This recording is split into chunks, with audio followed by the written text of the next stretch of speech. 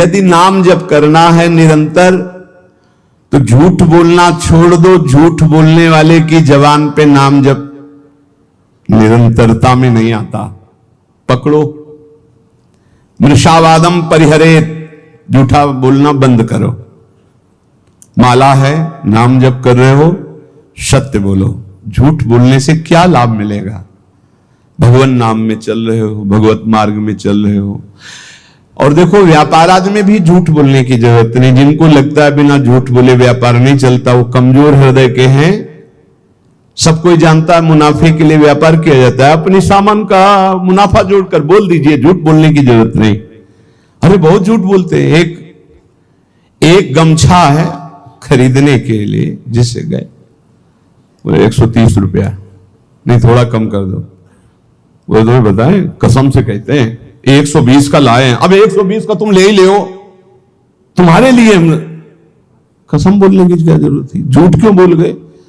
भाई 130 का हम दे रहे हैं, तुम्हें लेना लीजिए, नहीं दूसरी दुकान देखिए। ज्यादा उसमें चापलूसी या झूठ बोलने की जरूरत नहीं। मृषावादम परिहरेत, यदि आप व्यापारी हैं या गृहस्थी में कोई भी कार्य बोले बिना झूठ बोले काम नहीं चलेगा। ऐसा तो हमें शास्त्रों में कहीं नहीं मिला कि कोई व्यापार, कोई ऐसा कार्य की झूठ हो। हाँ, एक जगह जरूर झूठ बोल देना चाहिए। यदि किसी के प्राण बच रहे हैं, सर्वस्व का नाश बच रहा है, जरूर झूठ बोल दो, उसके प्राण बचा लो। वो झूठ तुम्हें सत्य का लाभ प्रदान करेगा। अपने स्वार्थ के लिए झूठ मत बोलो। और कम से कम भजन करने वाले तो झूठ से थोड़ा बचने की कोई, थोड़ा इसलिए कह रहे कि पूरा हरिश्चंद्र बनना तो बहुत ही कठिन है, क्योंकि मोबाइल का समय है। झूठ ना बुलवावे तो इसकी महिमा क्या है? झूठ तो बुलवा ही देता है। बहुत झूठ पकड़ा जाता है। झूठ वो जहां मोबाइल हो तो आजकल तो हेलो ही बोलते हैं सब, बोले राधे राधे राधे राधे। कहां हो? बाजार में है इस समय, बगल से बगले के फ्लैट में है, बाजार में है इस समय, तो नहीं मिल सकते। बाजार झूठ बुलवाता है मोबाइल, बहुत झूठ बुलवाता है। वृंदावन में है, अपने घर में, कहां हो? इस समय तो आगरे में, आज तो नहीं मिल सकते, फिर आगे बताएंगे आपको। अब क्या जाता है, झूठ बोल दिए। अरे भैया बेमतलब झूठ बोल रहे हो, नहीं असत्य संपातक पुंजा। और बता दें, झूठा मुंह मत रखना। यदि निरंतर नाम जप करना, चरणामृत पीने से झूठा नहीं होता, भगवत प्रसाद का किनका लेने से झूठा नहीं माना जाता। शेष कुछ भी झूठा मत रखना। कल हमको एक डॉक्टर साहब शिक्षा दे गए हैं कि आप शराब मांस आदि के लिए तो निषेध करते ही हैं, तमाकू और पान मसाला का भी निषेध कीजिए, क्योंकि इससे कैंसर हो जाता है। तो इसमें और दोष है कि जैसे आप, अब जब चिंतन हुआ तब समझ में, आप मुख में रखोगे तो मंत्र नहीं जप पाओगे। फिर खूब अच्छे से कुल्ला करके, जी भी करके, आचमन करके फिर मंत्र, और ऐसा कौन करता है? तो मसाला तो और तमाकू सुपारी खाने वाला निरंतर नाम जप नहीं कर सकता। इसलिए प्रार्थना इस पर भी कल से हमें शिक्षा मिली। भगवान विविध रूपों में आके शिक्षा देते और कह रहे थे कि हम डॉक्टर हैं मुख के। सैकड़ों ऐसे लोग जिनके मुख के कैंसर हो गए हैं, जो तमाकू, गुलमंजन, पान मसाला, तो ये भजन में भी खतरनाक है भाई। सिद्ध पुरुष हो तो हम प्रणाम करते हैं भाई, लेकिन साधक हो तो पान मसाला, तमाकू, ये चीजें बंद कर दो। अभी तक तो हम यही शराब मांस इसके लिए बोलते थे, वो कल बता गए, बोले बड़ी बुरी स्थिति कैंसर के मुख में हो रही है इसी से। तो झूठ बोलना छोड़ दो। पान मसाला, तमाकू, ये सब इस भजन के लिए बहुत बाधक वस्तुएं हैं। कुर्यात प्रिय मयाचितः, कभी दूसरे का अप्रिय ना करे। अब यहां विचार करना है, दूसरा अपनी भावना से दुखी हो रहा है, बात अलग है। हम कोई ऐसा अप्रिय कार्य, अप्रिय वचन, अप्रिय चेष्टा ना करें। न च कामान सरंभान द्वेषाधर्म मुत्सृजेत, कभी काम से पीड़ित होकर धर्म का त्याग न करें। कभी क्रोध से पीड़ित होकर धर्म का त्याग न करे, काम से पीड़ित होकर कभी दूसरे शरीरों का जो धर्म विरुद्ध है उनका सहवास न करे, क्रोध से पीड़ित होकर कभी पूज्य जनों को मारे पीटे ना, गाली गलौज न करे, उनका अपमान न करे, और द्वेष से कभी धर्म का त्याग न करे, द्वेष पूर्वक किसी का अहित, किसी का मंगल ना करे, तो निरंतर नाम चलने लगेगा। आप अभ्यास करो, तमाकू मसाला ना खाए, झूठ न बोले, पराई माता बहनों की तरफ काम दृष्टि से न देखे, या पराये शरीरों से काम भावना धर्म विरुद्ध न करे, क्रोध में आकर पूज्य जनों का अपमान न कर दे, कड़वे वचन न बोल दे, द्वेष में आकर किसी का अहित न करे, तो नाम जब अभ्यास से बहुत जल्दी निरंतरता पकड़ लेता है। न पापे प्रतिपापः स्यात् साधुरेव सदा भवेत्, आत्मनैव हतः पापो यह पापम कर्तुमिच्छति। यदि तुम्हारे साथ कोई पापी आदमी पाप का बर्ताव कर दे, यदि तुम नाम जापक हो, तो उसके बदले में तुम पाप मत करना। ना उससे तुम बदला चाहना, ना भगवान से, ना किसी और के सहयोग से, और ना स्वयं से। ये भगवत प्राप्ति के लिए है। संसारी आदमी ऐसा नहीं करेगा, वो तो एक थप्पड़ का जवाब 2 थप्पड़ में देना चाहेगा, लेकिन भक्त का स्वभाव ऐसा नहीं। कह रहे यदि कोई पापी आदमी तुम्हारे साथ कोई भी गलत बर्ताव, तो हमारा कर्तव्य है कि हम भगवान से प्रार्थना करें, हे प्रभु इसकी बुद्धि शुद्ध कर दो। नाथ यदि इसकी बुद्धि शुद्ध हो जाए तो ये भी महात्मा हो जाएगा, प्रभु इसको दंड मत देना, ये बहुत भूल में है, इसकी भूल को मिटा दो हे नाथ, हम आपसे प्रार्थना करते हैं। इसका प्रभाव यह होगा कि भगवान आपसे बहुत प्रसन्न हो जाएंगे। उसका तो जो होगा वो उमा क्षमा सापौते भारी, वो दंड तो भोगेगा ही भोगेगा पक्का, पर आपने क्षमा कर दिया तो आपके लिए आपके इष्ट बहुत प्रसन्न हो जाएंगे आपसे। जो साधु स्वभाव है वो किसी भी भारी संकट में पड़कर भी पाप कर्म न करे। जैसे एक प्रसंग आता है संकट का, सदन जी का, सदन कसाई जी बड़े महाभागवत थे। ये भगवान श्री जगन्नाथ जी के दर्शन करने जा रहे थे, महान अनुराग रस में डूबे हुए, 2-4 घरों से भिक्षा ले लेते हो पाते हुए। फिर तो संध्या समय था, एक घर में भजन करने से एक मुख में विशेष आकर्षण होता है, भागवती का आकर्षण होता है, जो एक आत्म सुख प्रदान करता है। लेकिन जो विषयी जन होते हैं उनके लिए वो आकर्षण काम में भी बदल सकता है। तो उनको एक नवयुवती जो नववधू थी उस घर में, उसने देखा तो उसने कहा बाबा यही पा लीजिए। उनका जैसी आपकी इच्छा। जब पाया तो कहा यही विश्राम कर लीजिए। कहां जाते हो? तो कहा जगन्नाथ जी के दर। तो सुबह चले जाना। अब यहां थोड़ी त्रुटि हो गई। बैरागी को सहसा किसी के घर में शयन करना निषेध है, या तो दरवाजे के बाहर, या देव मंदिर, या ग्राम के किनारे कोई वृक्ष, कोई ऐसा देवालय आदि में, अन्यथा या तो कोई वैष्णव महाभागवत, फिर भी उसके बाहर उसकी सैयाओं पर न सोए जो घर गृहस्थी की है। सहज सरल चित्त तो उसी घर में शयन कर गए। उनको होगा कोई कमरा ऐसे, और अन्य बड़े घर होते हैं। रात्रि जब हुई तो उनकी वही नववधू आई, उसके पति थे, अभी नववधू हुई थी। उसने काम वेदना से पीड़ित होकर याचना की सदन से। सदन जी ने कहा कि तुम कैसी हो, तुम्हारे पति है फिर भी तुम ऐसी याचना करती हो। चली गई। उनको लगा कि शायद समझ आ गई हो, उसने जाके पति की हत्या कर दी। उसको लगा कि ये इसलिए बड़ा काम पापी स्वभाव का होता है। जब बुद्धि में बैठ जाता है कुछ भी पाप पूरे परिवार को मार सकता है, ऐसा है। बहुत ऐसी घटनाएं सुनने को मिलती है। वो आयुष ने कहा पति की हत्या कर दी, अब तो स्वतंत्र होना, अब तो भयरहित हो। तो उनका धूर्त कहे कि ये हमने कब कहा, ये महत अपराध करने वाली तो है। तो उसने कहा होश में अगर हल्ला मचा दिया तो जान से मार डाले जाओगे यहीं। उन्होंने विचार किया कि बात तो सत्य है।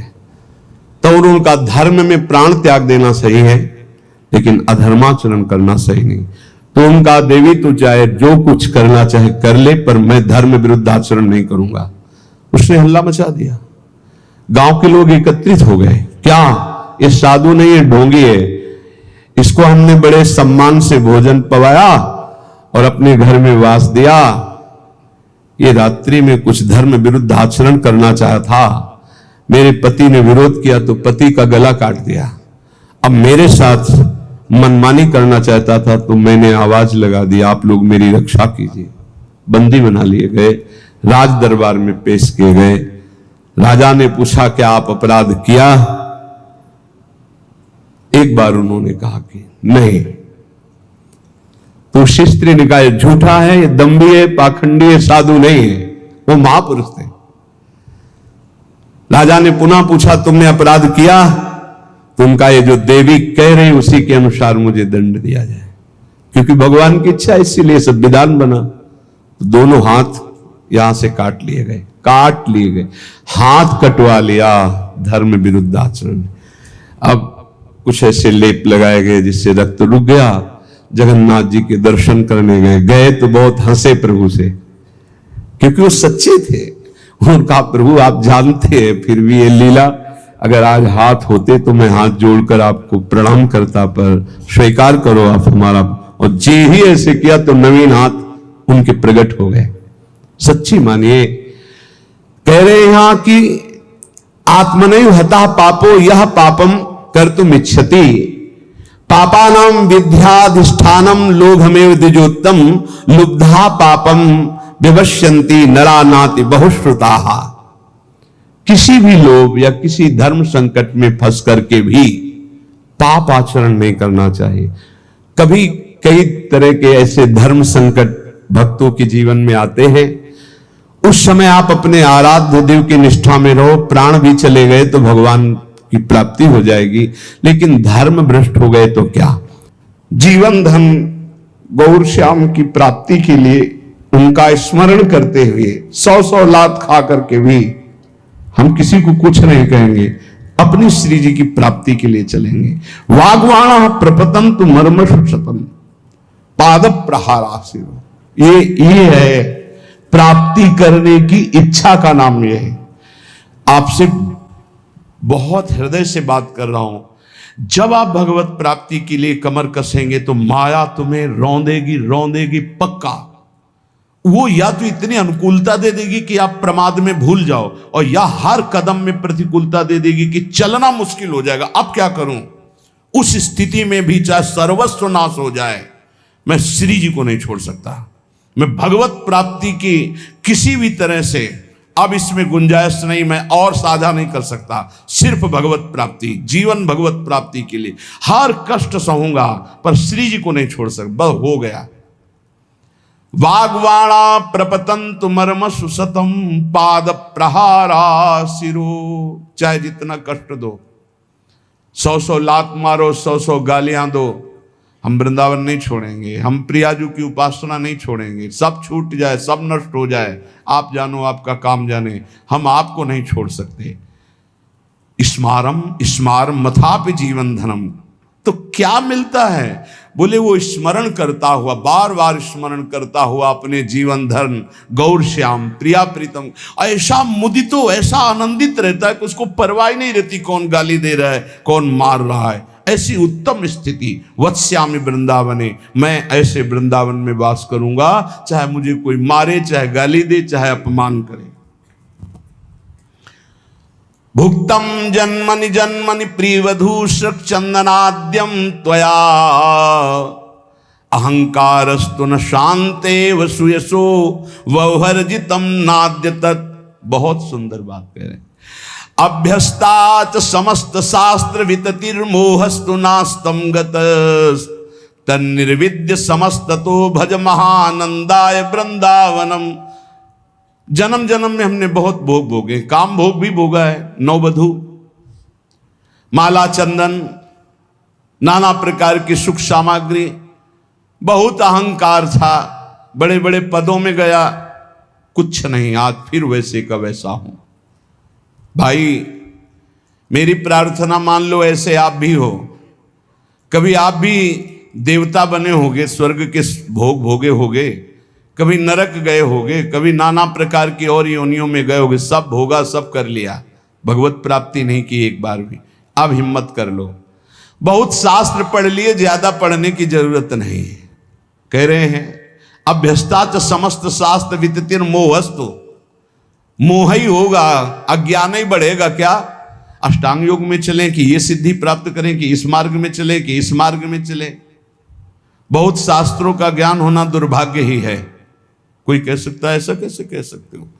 क्योंकि वो निर्णय ही नहीं कर पाता मैं किधर चलूं। हजारों मार्गों का ज्ञान है, एक कदम नहीं चला किसी मार्ग में तो दुर्भाग्य नहीं और क्या है। निर्णय निकला, पूरा जीवन हो गया, हर किलोमीटर का ज्ञान है, हर रास्ते के, लेकिन चले एक कदम नहीं कि उस किलोमीटर के बाद फिर क्या है। अब गए ही नहीं तो अनुभव ही नहीं है। ऐसा शास्त्र ज्ञान किस काम? आपको भारत के हर मार्ग का ज्ञान है, किलोमीटरों का, लेकिन आपने यात्रा किसी भी पावन तीर्थ की नहीं की, तो बैठे बैठे इस ज्ञान से क्या आप परम पवित्र हो जाएंगे क्या?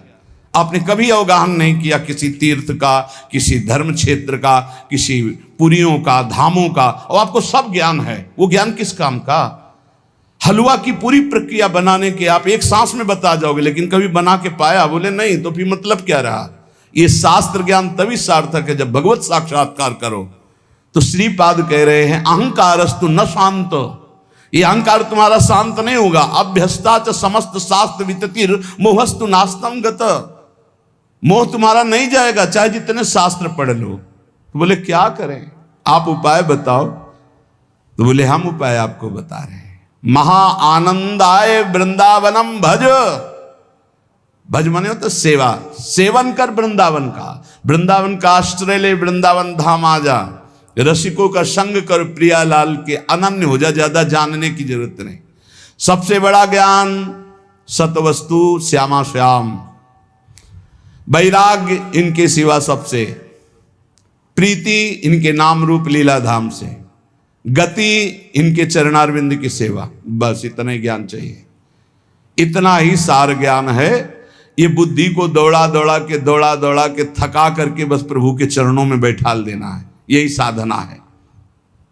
श्रीपाद कह रहे कि अब मेरे हृदय में एक बात बैठ गई कि वृंदावन का आश्रय लेकर प्रिया प्रीतम की आराधना करो, इसी में परम विश्राम है।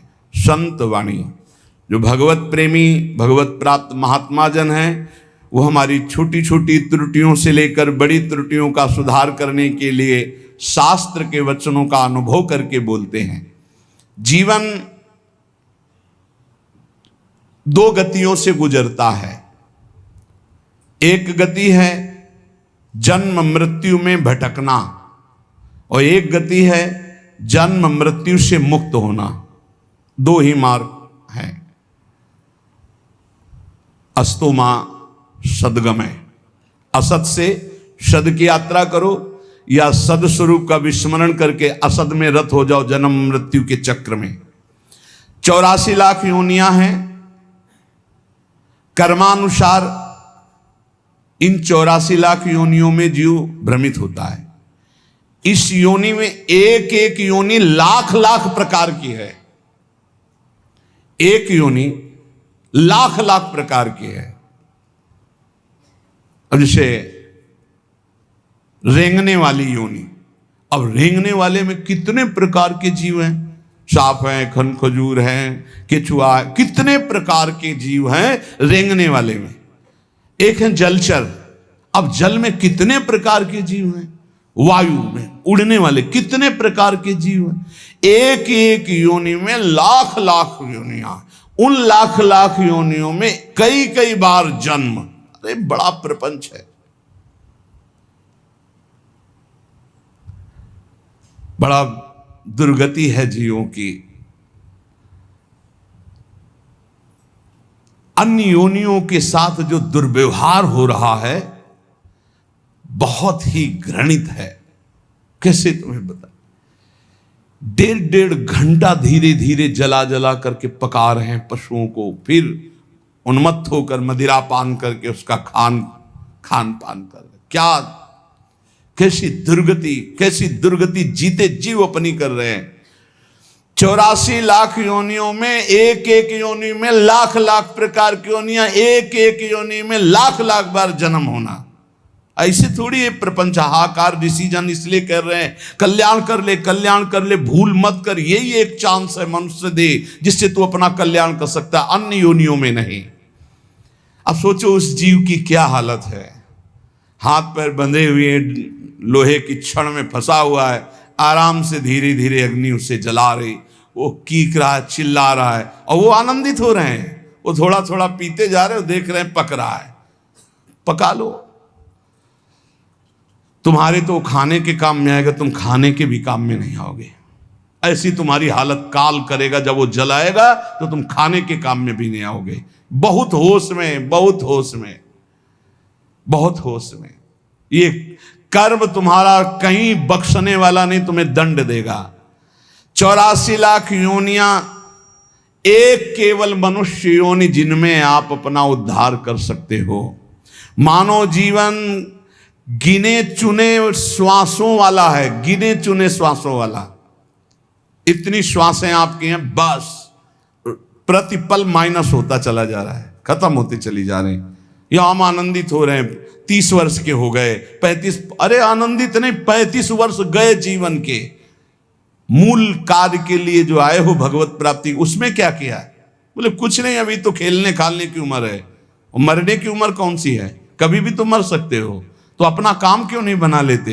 राधा राधा राधा।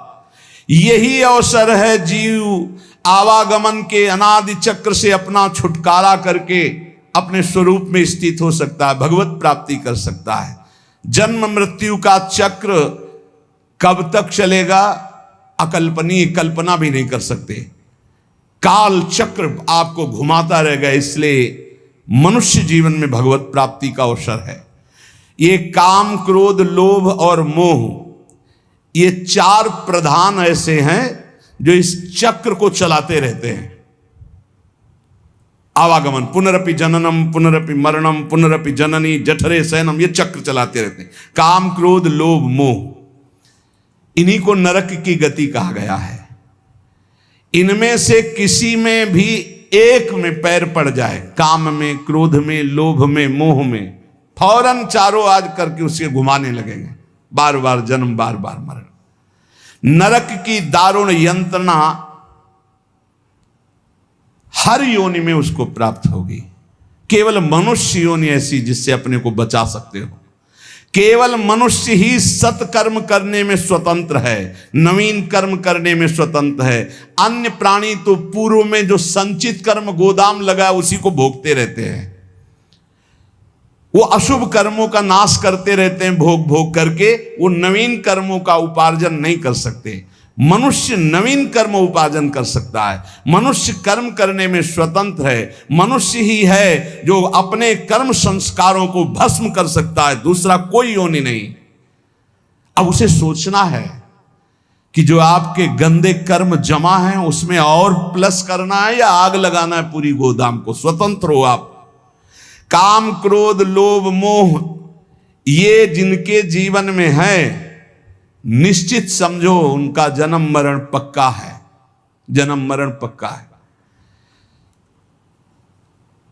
इन चारों को मिटाने के लिए 4 ये पहलवान ताल ठोक के खड़े हैं। काम, क्रोध, लोभ, मोह, ये शत्रु, तो सत्संग, परोपकार, वैराग्य और नाम जप, ये 4 ऐसे हैं कि इन चारों को चटनी बना देंगे। रोज सत्संग सुनो, अपने भोजन में से चाहे 1 रोटी निकालो, रोज दूसरों के उदर में जाने वाला विधान करो, परोपकार की भावना। और वैराग्य। जननी जनक बंद सुत दारा, तन धन धाम सुहृद परिवारा, सबकी ममता ताग बटोरी, मम पद मन ही बांध बर डोरी। छोड़ दो भगवान के भरोसे में और अपने कर्तव्य का पालन करो। ज्यादा चिंता मत करो, चिंतन करो प्रभु का, वो सब संभाल लेंगे। अनंत ब्रह्मांड संभाल लें। तुम्हारे परिवार में तो 2 4 6 लोग ही होंगे।